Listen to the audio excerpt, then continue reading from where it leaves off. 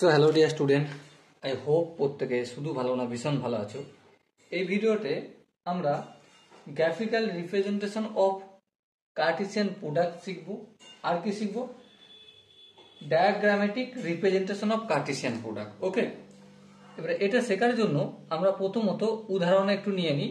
Suppose মনে করো এ সেটের এলিমেন্ট সাপোজ মনে করো 1, 2, 3।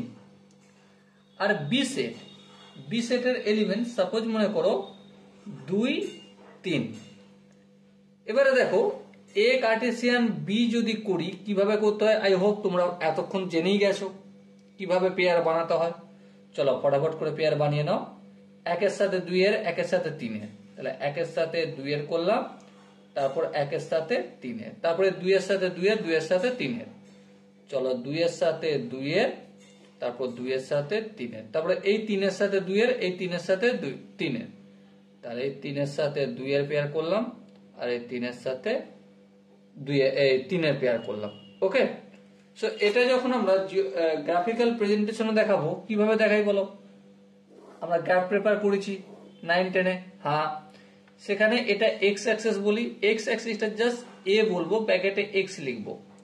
আর এখানে এই ওয়াই অ্যাক্সিসটা বি বলবো, ব্র্যাকেটে ওয়াই লিখবো।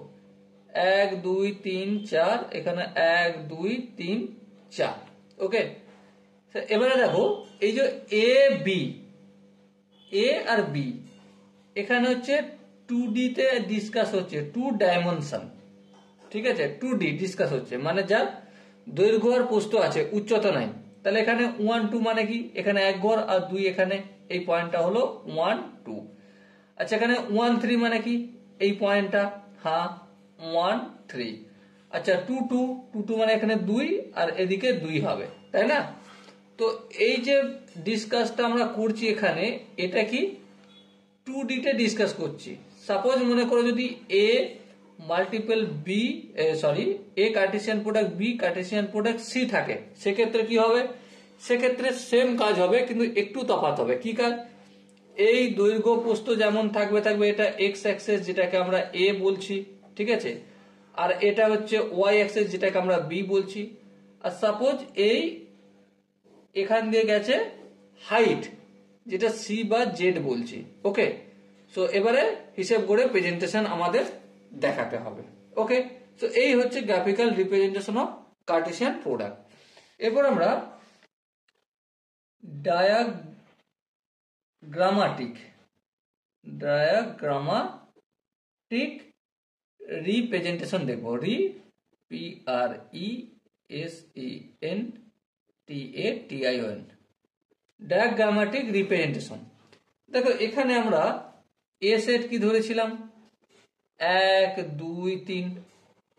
ওকে, বি সেট কি ধরেছিলাম? 2, 3।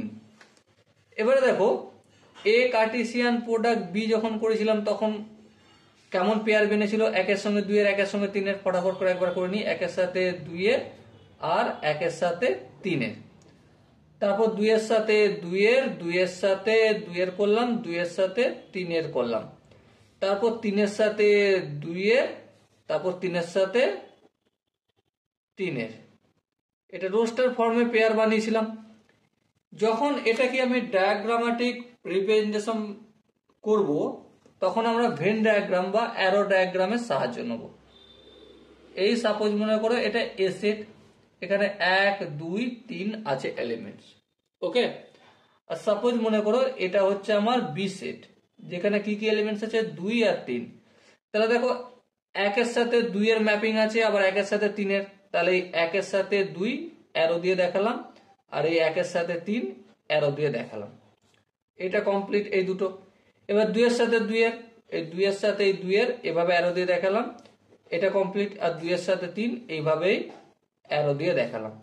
সেম একইভাবে 3 সাথে 2 এইভাবে অ্যারো দিয়ে দেখাবো। ওকে, আর এই 3 সাথে 3 এইভাবে অ্যারো দিয়ে দেখাবো।